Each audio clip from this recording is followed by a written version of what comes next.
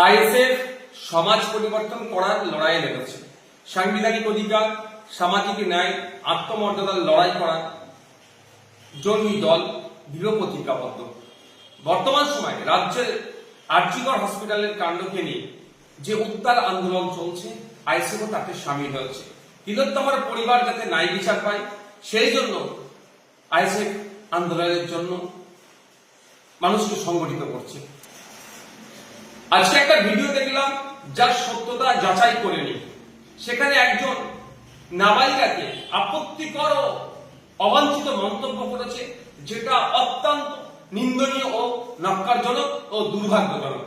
আমাদের কোনো সমর্থক যদি এই অবাঞ্ছিত মন্তব্য করে থাকেন, সেটা দলের বক্তব্য নয়। দল এই ধরনের বক্তব্যকে কোনো মতেই প্রশ্রয় দেয় না। কারণ দল মনে করে না নাবালিকা বা সাবালিকা যেই হোক না কেন, পুরুষ মহিলা নির্বিশেষে, সে বিরোধী দল হোক শাসক দল হোক যে হোক না কেন, কাউকে কোনো ধরনের অবাঞ্ছিত মন্তব্যকে দল প্রশ্রয় দেয় না।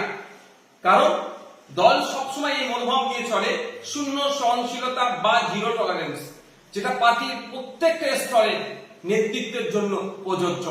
দুর্ভাগ্যের বিষয়, কয়েকদিন আগেই দেখছিলাম আপনার বাঁকুড়ার ওন্দার বিজেপির বিধায়ক যেভাবে রাজ্যের মুখ্যমন্ত্রীকে কুরুচিকর অবাঞ্ছিত মন্তব্য ভাষায় আক্রমণ করেছেন, সেটাকে আমরা ধিক্কার নিন্দা জানাচ্ছি।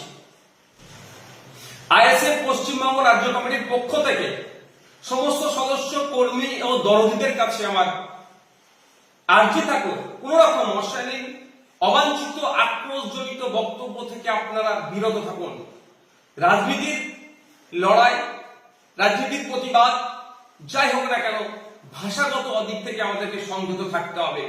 ইন্ডিয়ান সেকুলার ফ্রন্ট কোন রকম অবাঞ্ছিত, অপরিচিকর ভাষাকে প্রশ্রয় দেয় না এবং তার কর্মী সমর্থকদের কাছেও সবসময় আর্জি রাখছে যে এই ধরনের অবাঞ্ছিত, আক্রোশজনিত মন্তব্য থেকে আপনারা বিরত থাকবেন। কোন রকম ভাবে এই ধরনের মন্তব্য আপনারা করবেন না।